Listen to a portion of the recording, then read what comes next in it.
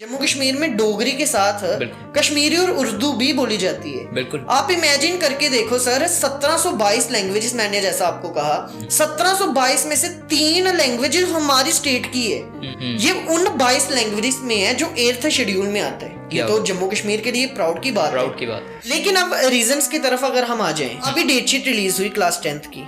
वहां पे पहला जो एग्जाम है वो है एडिशनल या ऑप्शनल सब्जेक्ट का, जिसमें पर्शियन लैंग्वेज आ गई, डोगरी भी उसी में आई है। अच्छा। फिर एक एग्जाम आता है हिंदी ऑब्लिक उर्दू, कि अगर आपने हिंदी रखी है तो हिंदी का एग्जाम दो, उर्दू रखी है तो उर्दू का एग्जाम दो। लेकिन मैं अब ये पूछना चाहता हूँ स्कूल एजुकेशन डिपार्टमेंट से कि अगर आपने उर्दू को हिंदी के साथ ऑब्लिक किया है तो व्हाट्स अबाउट डोगरी। 2019 में एक बड़ा अच्छा डेटा था पुष्पिंदर जी, 2019 में निकला था कि जम्मू रीजन में, कश्मीर की हम बात नहीं कर रहे, जम्मू रीजन में 400 से ज्यादा हायर सेकेंडरीज थी।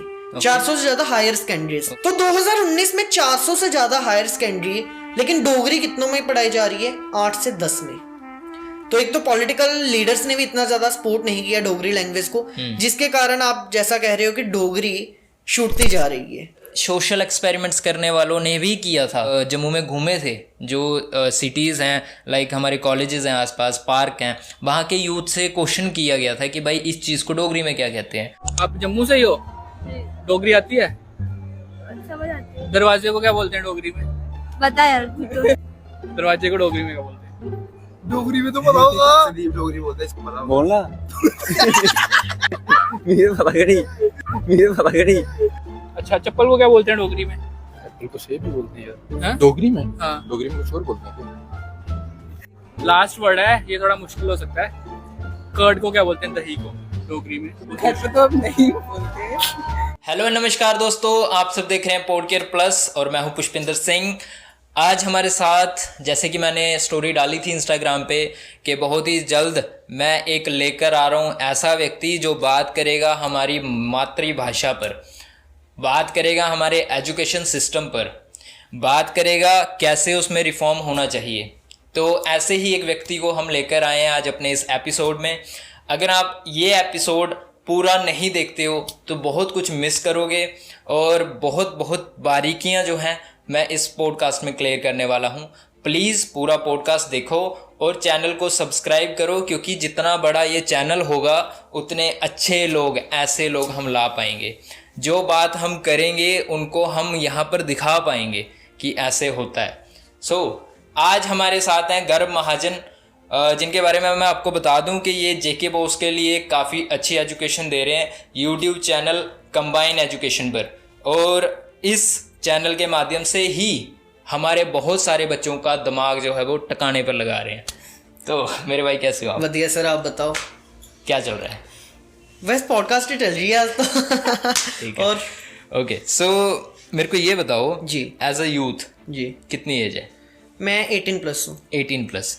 एज अ 18+ बिगनर, जी ठीक है, यूथ वाली कम्युनिटी में आप बिगनर हो जी। आपको क्या पड़ी है एजुकेशन देने की? आप पूछ रहे हो कि क्या पड़ी है एजुकेशन देने की, मैं ये पूछता हूँ कि क्यों नहीं एजुकेशन देनी चाहिए। मैंने हाल ही में 10th 11th 12th क्लियर की है, तो क्यों ना मैं 10th 11th 12th के बच्चों को एजुकेशन दूं। ओके। आप देखोगे ये हमारा जम्मू रीजन है। जब हम जम्मू रीजन की बात करते हैं ना, तो वो सिर्फ एक जम्मू डिस्ट्रिक्ट नहीं आ रही। जम्मू प्रोविंस की अगर हम बात करते हैं, उसमें कठुआ भी आ रहा है, सांबा भी आ रहा है, पीर पंजाल का इलाका, डोडा, भद्रवाह, किश्तवाड़, ये सारा जम्मू रीजन में आ रहा है। अगर कश्मीर रीजन में आप जाओ, जम्मू और कश्मीर ना एक बड़ा 3 पार्ट्स में डिवाइड था, लद्दाख, कश्मीर और जम्मू। हालांकि 370 के बाद लद्दाख अलग हो गया, लेकिन आज भी जम्मू और कश्मीर 2 हिस्से हैं। ओके। कश्मीर में आप जाओ, कई सारे चैनल्स आपको मिलेंगे जो जेके बोर्ड के रिलेटेड वीडियोस डाल रहे हैं। ठीक है। उसमें से कई चैनल्स के 2-2 लाख सब्सक्राइबर भी हैं। ओके। लेकिन जब हम 10th में थे, 11th में थे, 12th में थे, सर कुछ डाउट्स होते हैं जो स्कूल में कवर नहीं होते, तो उसके लिए हमें यूट्यूब पे जाना पड़ता है। जैसे हम सर्च करते थे जेके बोर्ड, आते थे कश्मीर के, और वो इन जनरल वीडियोस बनाते थे। मैं ऑन यूट्यूब कह रहा हूँ क्योंकि जो मैं बोल रहा हूँ वो सच है, वो फैक्ट है। जनरल वीडियोस थी, पर्टिकुलरली अगर किसी क्लास के ऊपर वो टिप्स दे रहे हैं तो सिर्फ जस्ट क्लास 10th इंग्लिश के ऊपर टिप्स दे दी। Okay. लेकिन क्लास 10th की इंग्लिश में आपको ग्रामर भी है, आपको राइटिंग स्किल्स भी है, आपको लिटरेचर भी है। अगर आप क्लास 12th के ऊपर कोई वीडियो डाल रहे हो कि 12th क्लास में जी 90% किस तरह से सिक्योर करनी है, तो वो 90% सिक्योर किस तरह से होंगे? अगर आप इंग्लिश में अच्छा करोगे, अगर आप आपकी जो स्ट्रीम है, अगर आप पीसीएम के हो तो फिजिक्स केमिस्ट्री मैथमेटिक्स में अच्छा करोगे, पीसीबी की हो तो फिजिक्स केमिस्ट्री बायोलॉजी में अच्छा कर रहे होगे। तो वो इन जनरल वीडियोस थे कि क्लास 12th में किस तरह से 90% लाया जाए। भाई हर एक सब्जेक्ट की अप्रोच अलग होती है। आप इंग्लिश जिस अप्रोच से पढ़ोगे उस अप्रोच से आप पॉलिटिकल साइंस नहीं पढ़ पाओगे। Okay. आप केमिस्ट्री जिस अप्रोच से पढ़ोगे उस अप्रोच से आप हिस्ट्री नहीं पढ़ पाओगे। तो हर एक सब्जेक्ट की अप्रोच अलग होती है। Okay. मैंने ये चीज देखा कि हमें एक तो अप्रोच सब्जेक्ट वाइज चाहिए ओके कि जैसे इंग्लिश की अप्रोच अलग है तो मैं इंग्लिश पे सेपरेट वीडियो बनाऊंगा। Okay. दूसरा, हमारे जम्मू कश्मीर में इंपॉर्टेंट क्वेश्चंस पे सर वीडियोस नहीं आती थी। ओके अब कोई बच्चा है 11th 12th में जेई या नीट की प्रिपरेशन कर रहे हैं या एनडीए की प्रिपरेशन कर रहे हैं, ओके वो बोर्ड वाली साइड बड़ी लेट ध्यान देगा, जैसा आपको भी पता है। तो जब वो बोर्ड वाली साइड ध्यान देते हैं अमूमन, वो जब डेट शीट आती है तो क्या डेट शीट निकलने के बाद, एक तो हमारे जेके बोर्ड का ये बड़ा ड्रॉबैक है कि डेट शीट बहुत लेट निकालते हैं, डेट शीट बहुत लेट निकालते हैं। तो क्या डेट शीट आने के बाद 1-2 महीनों में वो सारा अपना सिलेबस कवर कर पाएगा? आप बताओ, नहीं करेगा ना। मुश्किल। तो अगर उसको कुछ ऐसी चीजें पता चल जाए, इंपॉर्टेंट क्वेश्चंस पता चल जाए, इंपॉर्टेंट टॉपिक की टॉपिक्स पता चल जाए जिसकी एग्जाम में आने की पॉसिबिलिटी 85 to 90% तक है, तो क्या उसके लिए वो आसान नहीं रहेगा? बहुत आसान रहेगा, सही बात। तो जम्मू कश्मीर में ऐसा कंटेंट था नहीं, और जम्मू रीजन में तो कोई भी ऐसा यूट्यूबर नहीं था जो जेके बोर्ड के रिलेटेड वीडियोस बनाता हो। लेकिन मैं पर्टिकुलर बात कर रहा हूँ जेके बोर्ड की, तो जम्मू रीजन में कोई नहीं था। और आर्ट्स जो स्ट्रीम है, ह्यूमैनिटी स्ट्रीम है, उसमें तो कश्मीर डिवीजन वाले भी नहीं थे, तो वो मैं पहला आया हूँ। ओके, यानी कि आपने ये सारा कुछ कवर किया। जी।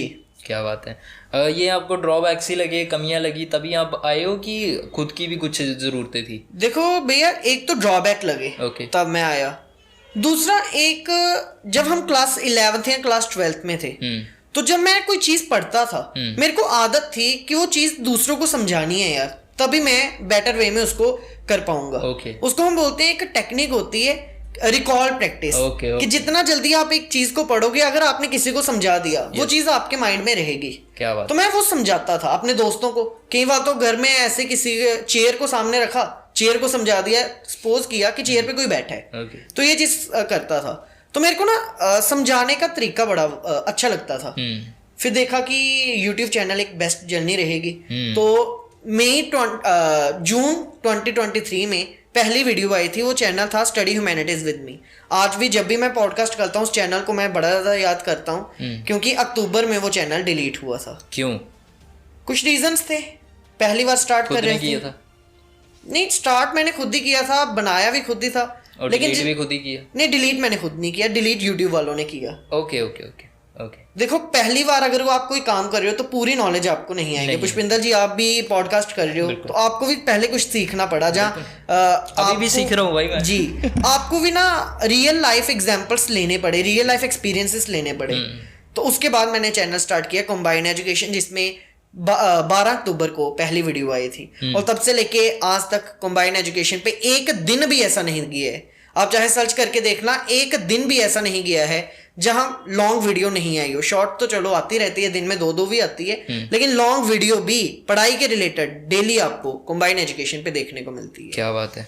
और ये सब आप कर रहे हैं 10th 12th एंड 8th के स्टूडेंट्स के लिए? जी, क्यों लास्ट ईयर जो 2024 के एग्जाम हुए, वहां पे मैंने किया 8th 10th 11th इन चीजों के लिए। ओके।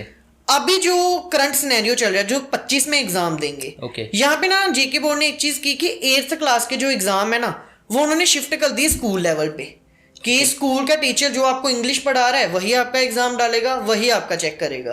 ओके तो ओके। अब कोई स्कूल पढ़ता बच्चा क्यों इतना इंटरेस्ट लेगा, और खासकर 8th में। तो अभी जो मेरी वीडियोस आ रही है स्पेसिफिकली, वो आ रही है 10th 11th और 12th की। 10th की ऑल सब्जेक्ट्स, 11th और 12th में जनरल जो आपका रहता है इंग्लिश, फिजिकल एजुकेशन और आर्ट्स स्ट्रीम के ऊपर। ओके। और अकेले ही स्टडी कर रहे हैं? जी, स्टडी करवा रहे हैं? जी जी। कोई ऐसी टीम नहीं है आपके पास? कोई टीम नहीं है। ओके। सो ये तो हो गए आपके पर्सनल क्वेश्चन। जी। मैं चाहता हूँ कि आप थोड़ा सा हमारे ये जो J&K है ना, इस पे बहुत सारे रिफॉर्म होने की ज़रूरत है। ठीक है? मैं J&K में या J&K बोर्ड में? J&K में। ठीक है। और बोर्ड में भी, बोर्ड में तो है ही है जी। क्योंकि मेन क्वेश्चन ही आपसे वही होगा एजुकेशन सिस्टम के ऊपर आज। जी। मैं आपसे ये जानना चाहता हूँ, हमारी जो मातृभाषा है डोगरी, जी। समझते हैं आप, इसको जिंदा रखा हुआ है सिर्फ कुछ पहाड़ी लोगों ने। आप अगर किसी भी सिटी में पहुंच जाते हो ना, उन लोगों को डोगरी नहीं आती, नहीं आती, बिल्कुल सही। वो बोलना पसंद भी नहीं करते। जी। ठीक है। अभी रिसेंटली जम्मू में एक प्रोग्राम था, मैं वहाँ पर गया हुआ था एंड एक मॉडल लेवल की बच्ची से मैंने ये क्वेश्चन किया तो उसको नहीं आया। ठीक है। तो मैं आपसे जानना चाहता हूँ कमी कहाँ पर है, पेरेंट्स में कमी है कि एजुकेशन में कमी है? दोनों चीजों में कमी है सर। ओके। सबसे पहले तो मैं 3-4 मिनट का समय लूंगा डोगरी को लेके। ओके। 1969 का ईयर था जब दिल्ली साहित्य अकेडमी द्वारा डोगरी को एक जिसको इंडिपेंडेंट लिटरेरी लैंग्वेज बोलते हैं उसके रूप में एक्सेप्ट किया गया। ओके। अब कई सारे शायद ऑडियंस को इंडिपेंडेंट लिटरेरी लैंग्वेज का मतलब नहीं पता होगा। तो इंडिपेंडेंट लिटरेरी लैंग्वेज वो होती है जिसके अपने ग्रामर हो, अपने रूल्स हो और अपने वोकेबलरी हो। Okay. इंग्लिश ग्रामर पढ़ते हैं ना सब, हिंदी ग्रामर पढ़ते हैं, तो हिंदी ग्रामर लिखने के कुछ रूल्स आते हैं। हिंदी ग्रामर अपनी ही है, उसके कुछ वोकेबलरी है। इंग्लिश में भी सेम रूल है। तो डोगरी भी अपनी जो है वो एक इंडिपेंडेंट लैंग्वेज है। 1969 में दिल्ली साहित्य द्वारा इसको एक्सेप्टेंस मिल गई। Okay. अब पुष्पिंदर जी आप देखोगे कि हमारा जो भारत देश है ना, इसकी एक डाइवर्सिटी है इसमें, जिसमें अप्रोक्सीमेटली 40-50 किलोमीटर के बाद ना हमारी लैंग्वेजेस बदल जाती हैं। क्या बात? हमारे देश में 122 मेजर लैंग्वेजेस बोली जाती है जो बड़े पैमाने पे बड़े कम्युनिटीज के लोग बोलते हैं। ओके। और 1599 जिसको हम 1600 मान लेते हैं, ये अदर लैंग्वेजेस बोलते हैं जिसको कुछ समुदाय, कुछ ट्राइब्स ऐसी बोलते हैं। टोटल अगर हम बात करें तो 1722 लैंग्वेजेस हमारे भारत में बड़े या छोटे लेवल पे बोली जाती है। और कई सारी लैंग्वेज होगी जिसको अभी तक उजागर भी नहीं किया गया है।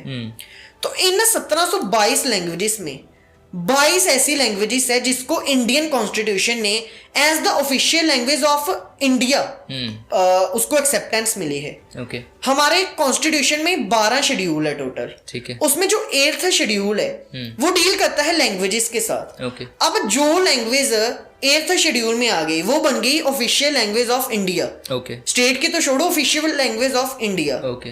अब डोगरी के लिए गर्व की बात थी कि 2004 में डोगरी को 8th शेड्यूल में जगह मिली। ओके। और ये हम सभी के लिए एक गर्व की बात है। बिल्कुल। हमारे लिए और ज्यादा गर्व की बात है क्योंकि हम जम्मू कश्मीर के रहने वाले हैं। जम्मू कश्मीर में डोगरी के साथ कश्मीरी और उर्दू भी बोली जाती है। बिल्कुल। आप इमेजिन करके देखो सर, 1722 लैंग्वेजेस मैंने जैसा आपको कहा, और कई सारी ऐसी जो अभी तक उजागर भी नहीं हुई है। 1722 में से 3 लैंग्वेजेस हमारी स्टेट की है जो आप केंद्र शासित प्रदेश है, डोगरी, कश्मीरी और उर्दू। ये उन 22 लैंग्वेजेस में है जो 8th शेड्यूल में आता है। ये तो जम्मू कश्मीर के लिए प्राउड की बात है। अब फिर 2004 के बाद एक एक्ट बढ़ा, Jammu and Kashmir official language act 2020 में। जिसके तहत जम्मू कश्मीर की ऑफिशियल लैंग्वेजेस भी बताई गई। जम्मू कश्मीर की ऑफिशियल लैंग्वेज बनी डोगरी, उर्दू, कश्मीरी, इंग्लिश और हिंदी। लेकिन अब सवाल जैसा आपने कहा, इंग्लिश को जम्मू कश्मीर में, जम्मू हो कश्मीर हो, बहुत ज्यादा उसको सपोर्ट मिल रहा है। तो कश्मीर में कश्मीरी बोलते हैं, उर्दू बोलते हैं। ठीक है। लेकिन अब रीजंस की तरफ अगर हम आ जाएं तो मेनली रीजन है कि डोगरी को एक एडिशनल या कंपलसरी लैंग्वेज स्कूल लेवल पे बना दी है। मैं आपको एक बात बताता हूँ, अभी ना क्लास 10th की डेटशीट रिलीज हुई। एडिशनल बनाया है, कंपलसरी नहीं बनाया। कंपलसरी नहीं बनाया। यस। एडिशनल या ऑप्शनल, शायद मैंने कंपलसरी बोल दिया, ऑप्शनल बोलना चाहता था मैं। आपसे माफी मांगना चाहूंगा। तो अभी डेटशीट रिलीज हुई क्लास 10th की। वहां पे पहला जो एग्जाम है वो है एडिशनल या ऑप्शनल सब्जेक्ट का, जिसमें पर्शियन लैंग्वेज आ गई, डोगरी भी उसी में आई है। अच्छा। फिर एक एग्जाम आता है हिंदी ऑब्लिक उर्दू, कि अगर आपने हिंदी रखी है तो हिंदी का एग्जाम दो, उर्दू रखी है तो उर्दू का एग्जाम दो। मेरे साथ कई सारी ऐसी ऑडियंस है जिन्होंने उर्दू रखी है। ठीक है। लेकिन मैं अब ये पूछना चाहता हूँ स्कूल एजुकेशन डिपार्टमेंट से कि अगर आपने उर्दू को हिंदी के साथ ऑब्लिक किया है तो व्हाट्स अबाउट डोगरी? अब सर बच्चे के ऊपर पहले ही बड़ा प्रेशर है क्लास 10th के ऊपर। इंग्लिश पढ़नी है, साइंस पढ़नी है, मैथमेटिक्स, SST, हिंदी पढ़नी है। अब अगर उस बच्चे को कहा जाए कि आपको ना डोगरी कंपलसरी सब्जेक्ट नहीं मिलेगा, आपको अगर डोगरी पढ़नी है ना तो वो एडिशनल मिलेगा, आपको 6 एग्जाम देने पड़ेंगे, तो वो कभी भी नहीं रखेगा, वो कभी भी नहीं रखेगा। यस। अब मेरे को ही कोई बोले कि आपको ना 6ठा सब्जेक्ट मिलेगा, मैं बोलूंगा यार मेरे से 5 नहीं हो रहे, 6ठा कैसे करूं?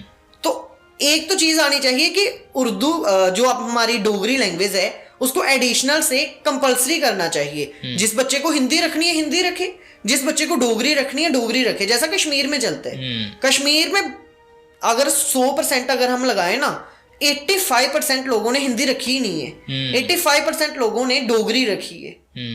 ये चीज है। दूसरी चीज आती है टीचर मिलते ही नहीं डोगरी के। आपने देखा होगा अभी 575 पोस्ट निकली थी लेक्चरर की हायर सेकेंडरी लेवल पे, डोगरी की हार्डली 1 या 2 पोस्ट होगी।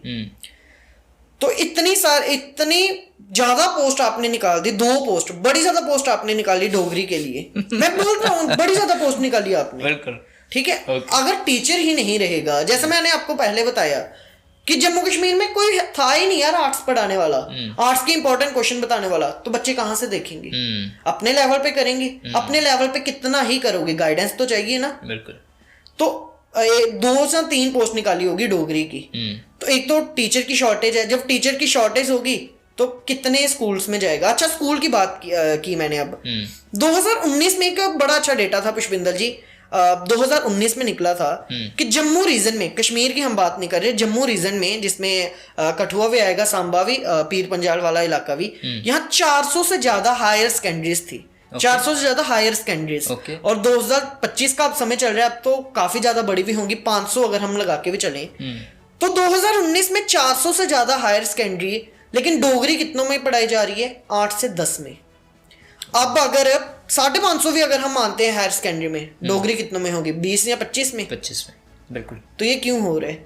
ये इसलिए हो रहा है क्योंकि एक तो टीचर्स नहीं है, और दूसरा वो एक एडिशनल सब्जेक्ट है, ऑप्शनल सब्जेक्ट है। तीसरा जो एक रीजन बताता हूँ वो है पेरेंट्स। आजकल पेरेंट्स भी बोलते हैं जी डोगरी नहीं बोलनी।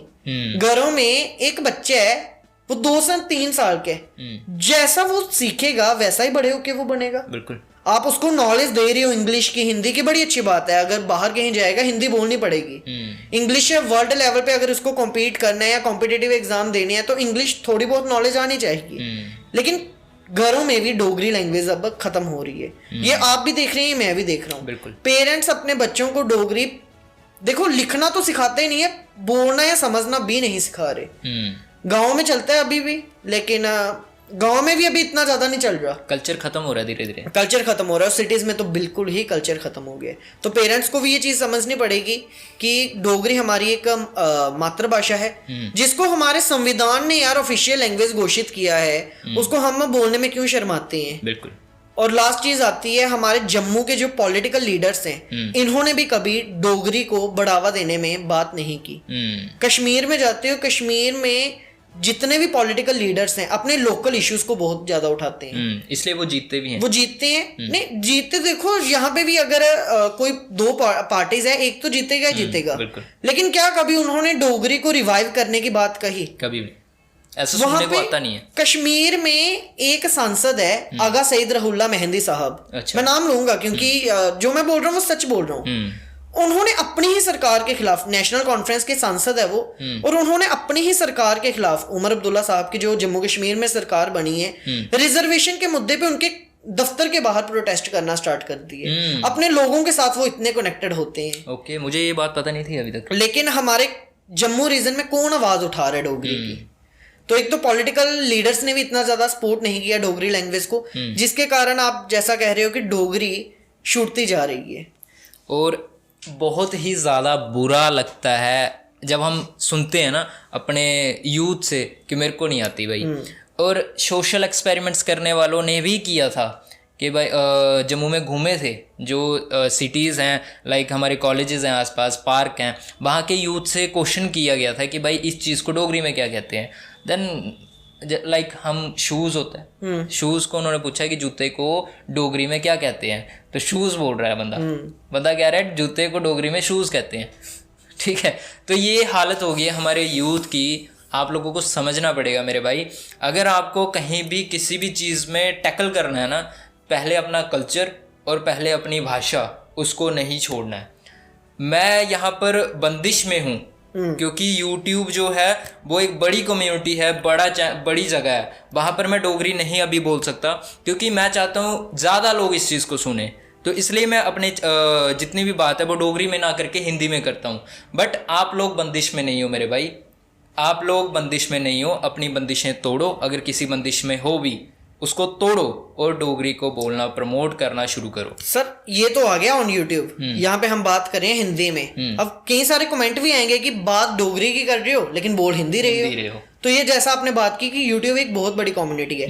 एक चीज मैं बताऊं, यहाँ पे मैं जब कैमरा स्टार्ट नहीं हुआ था तब हम जो बातें कर रहे थे वो डोगरी में ही कर रहे थे। यस।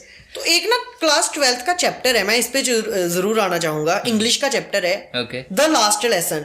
मैंने भी पढ़ा है और वो पहले नंबर पे है। yes. वो पहले नंबर पे है और बहुत ही ज्यादा इमोशनल चैप्टर है। मिस्टर हेमल वाली स्टोरी है, बड़ी इमोशनल है। उसने ना एक बात कही थी कि यार अगर लैंग्वेज जाती है ना, आपका कल्चर भी जाएगा, आपकी आइडेंटिटी भी जाएगी। वहाँ पर एक पॉइंट था कि जो लड़का है वो सर को पूछता है कि सर हमारी जो लैंग्वेज है वो हम चेंज करेंगे क्या, वो जो बाहर कबूतर बैठे हैं क्या वो भी चेंज करेंगे क्या उनको भी चेंज करना पड़ेगा।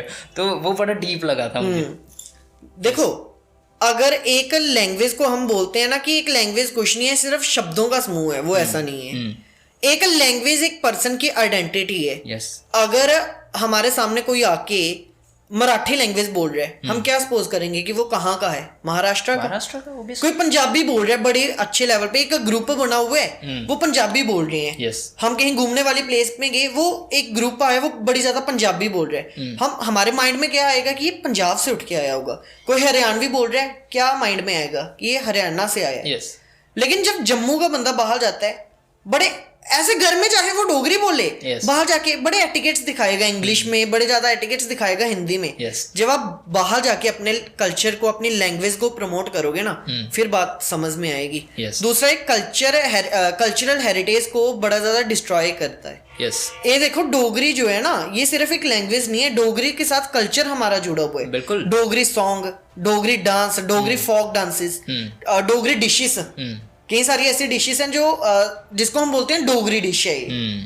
तो वो एक लैंग्वेज के साथ ही जुड़ा हुआ है। बिल्कुल। और टू यू भैया, देखो आपने कहा कि बाहर जाके जब आप रिप्रेजेंट करोगे तो वो बड़ी बात होगी। एक लड़का हमारे जम्मू का ही है, वो फॉरेन में है, आई थिंक ऑस्ट्रेलिया और साउथ अफ्रीका में। तो मेरे को नाम याद नहीं आ रहा अभी। वो डोगरी में अपनी वीडियोस बनाता है इंस्टाग्राम के लिए, ठीक है। वहाँ के जो लोकल्स हैं उनको डोगरी बुलवाता है, और वो इतना मेरे को प्यारा लगता है ना बंदा। मैं जब भी उसकी वीडियो देखता हूँ मैं खुश होता हूँ कि यार ये बात की खंड मिठी लोग डोगरे। यस, आई थिंक बोली भी जो है वो मिठी है डोगरों। तो मेरे को इतना मजा आता है ना यार, अगर हमें सुनने में मजा आ रहा है तो बोलने में कितना आएगा।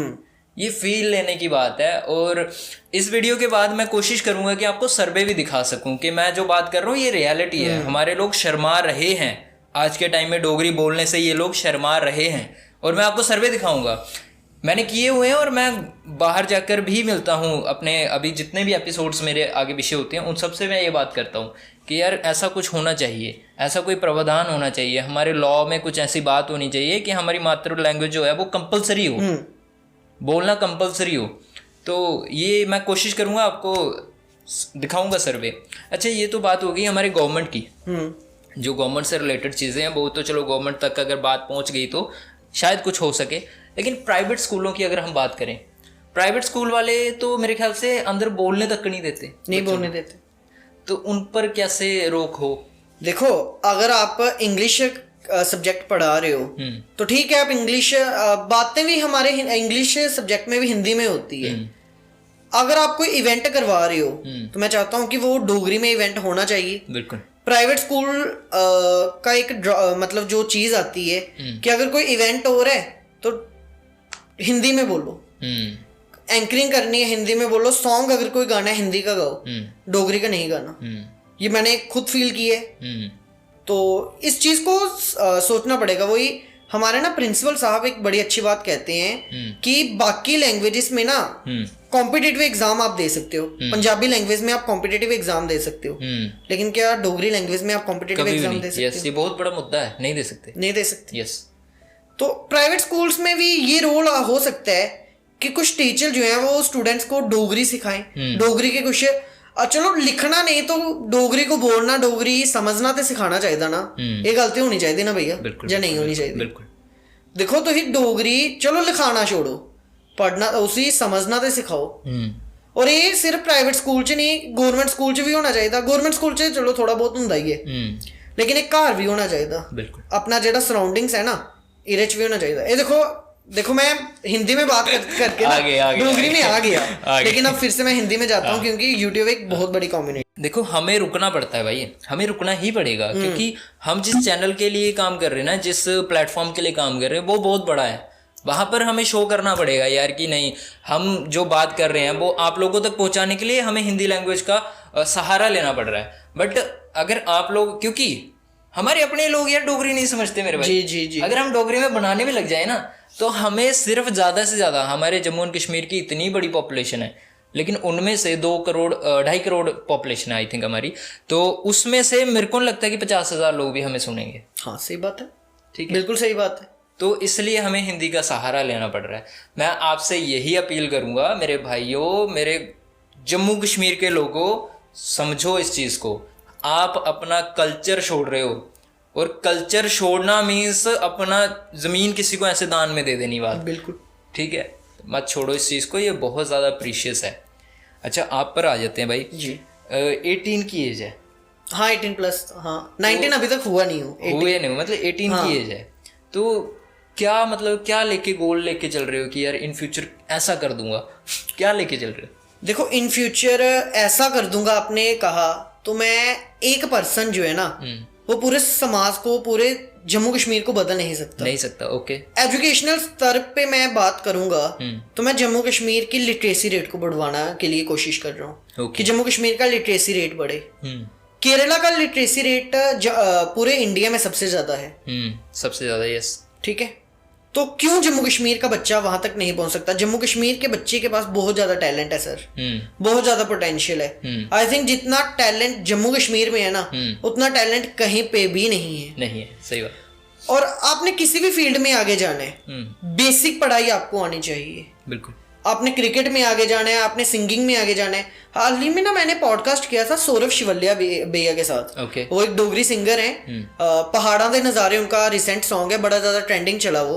उनसे मैंने एक चीज पूछी थी कि स्टूडेंट्स को पढ़ाई का क्या महत्व है। उन्होंने बड़ी अच्छी चीज बोली कि अगर आप सोच रहे हो आपने सिंगिंग करनी है, आपने डांस करना है, आपने कोई स्पोर्ट खेलना है, बेसिक नॉलेज ऑफ स्टडी आपको होनी चाहिए। और मेरा ये गोल है कि जम्मू कश्मीर में लिटरेसी रेट को बढ़ावा मिले। जम्मू कश्मीर बोर्ड जो है वो सीबीएसई के टक्कर में या आईसीएसई के टक्कर में आए, ये एक मेरा गोल है। तीसरा मेरा ये गोल है कि जम्मू कश्मीर में जो वीमेन की सिचुएशन है वो इम्प्रूव हो सके। आज भी जम्मू कश्मीर की जो नारियां हैं वो काफी हद तक पीछे रह रही हैं बाकी स्टेट से। एग्री करोगे इस बात से? कुछ हद तक तो मतलब पीछे रह रही हैं।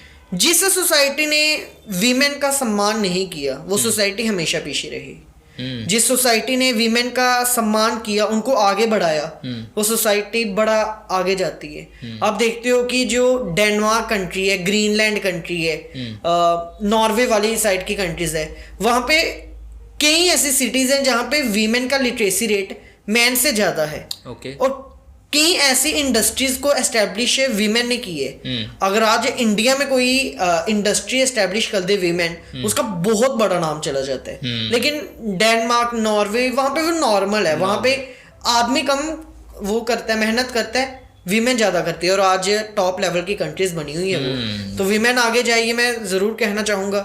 जो लड़कियां हैं वो अपनी एजुकेशन लें, अपने गोल्स को अचीव करें और लाइफ में आगे बढ़ें, ये चीज मैं चाहूंगा। बिल्कुल। तीसरी चीज ये कि आज का जो हमारा यूथ है ना, आज एक भी ऐसी विलेज नहीं है जहां पे कोई ड्रग का आदी ना हो। ये पॉडकास्ट 4th पॉडकास्ट है जिसमें लगातार हमारा गेस्ट जो है वो ड्रग के अगेंस्ट बात कर रहा है। सर आपसे पहले भी 3 गेस्ट हमारे आए हैं उन्होंने भी बीच में कहीं ना कहीं अपनी ड्रग की बात करी है। इट मीन्स हमारे जम्मू एंड कश्मीर में ड्रग्स जो है वो बहुत तेज़ी से ग्रो हो चुका है, हो चुके हैं सर, हो चुके हैं। और उसको बहुत जल्दी ही आपको ख़त्म करना पड़ेगा, नहीं तो हमारे यूथ ख़त्म है भाई।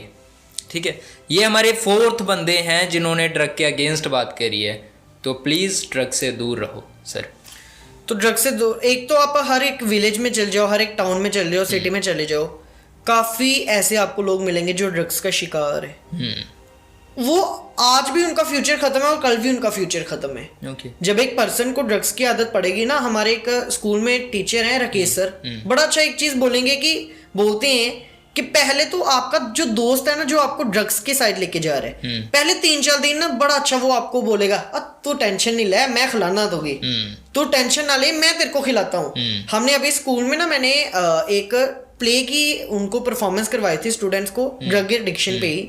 तो वहां पे उन्होंने एक चीज कही थी कि सर ने कि पहले 3-4 दिन ना वो दोस्त आपको बड़ा ज्यादा खिलाएगा, बिल्कुल। बाद में वो दोस्त कहेगा यार मैं तो भी खिलाता हूँ, तुम ही भी तो खिला। तो भी तो खिला, बिल्कुल। तो आप स्टूडेंट हो, आप बेरोजगार हो, पैसे हैं नहीं, क्या करोगे लास्ट? डकैती करोगे, घर में डकैती करोगे। घर में डकैती करना मुश्किल होता है, पेरेंट्स तो सामने होते हैं, भाई बहन साथ में होता है, डकैती करना मुश्किल है। क्या करोगे फिर? चेन स्नैचिंग करोगे, दूसरों के डाका डालोगे। तो ड्रग एडिक्शन, हम सोचते हैं कि एक ड्रग एडिक्शन की जो प्रॉब्लम है ना, वो एक ही प्रॉब्लम है सर। ड्रग एडिक्शन के साथ समाज में क्राइम्स बढ़ते हैं। जितना आप देखोगे कि अगर वीमेन के साथ कुछ गलत हुआ है, जिसने गलत किया है, जिसने कुछ गलत किया है, वो किसी ना किसी नशे के अंडर था। यस। चोरियां, ये भी एक ड्रग का बड़ा वो पहलू है। जब पैसे नहीं होंगे तो बंदा क्या करेगा? बिल्कुल, चोरी करेगा। तो ड्रग एडिक्शन एक बड़ी विकट समस्या है, जिसको मैं चाहूंगा कि अपनी वीडियोस के थ्रू मैं ये बोलूं स्टूडेंट्स को, क्योंकि आगे चल के एडिक्टेड पर्सन कौन बनेगा? स्टूडेंट ही बनेंगे। बिल्कुल। जो आज 8th में या 10th में, जब वो आगे बढ़ेगा तो वही तो एडिक्टेड पर्सन बनेगा। तो मेरी उनसे ये रिक्वेस्ट रहेगी कि आप अपना फैमिली देखना, आप अपने आप को देखना कि आप कहाँ स्टैंड करते हो, उसी हिसाब से अपनी आदतें जो है वो लगाना। क्या बात है यार, छोटी सी एज में इतनी अच्छी बातें। एक्सपेक्टेशंस हमारी दूसरी है ना। हमारे जो यूथ हैं, आपने देखा होगा 28 की ईयर्स तक एवरेज, जो मैं बता रहा हूँ, काम ही नहीं कर रहे, सिर्फ पढ़ो पढ़ो और घर वालों का सिर खाओ। ये पेरेंट्स का लैक ऑफ पेरेंट्स की जो पेरेंट्स को ऐसा लगता है मेरा अभी बच्चा है, अभी छोटा है ना। 28 ईयर्स तक जो मेरी एवरेज, मैंने जहाँ तक सर्वे की है, यहाँ के बच्चों से आप ऐसी बात एक्सपेक्टेशन नहीं रख सकते। उनसे अगर आप पूछोगे ना कि ब्रदर क्या करना है, गवर्नमेंट जॉब यार मैं आपको लिटरली बताऊं, हमारे यहाँ सांबा में एक छोटा सा टाउन ही है, ये सिटी भी नहीं इतनी बड़ी, छोटा सा टाउन है। इस एक जगह पे कम से कम 8 लाइब्रेरीज हैं और 8 की 8 खचाखच भरी है। क्यों?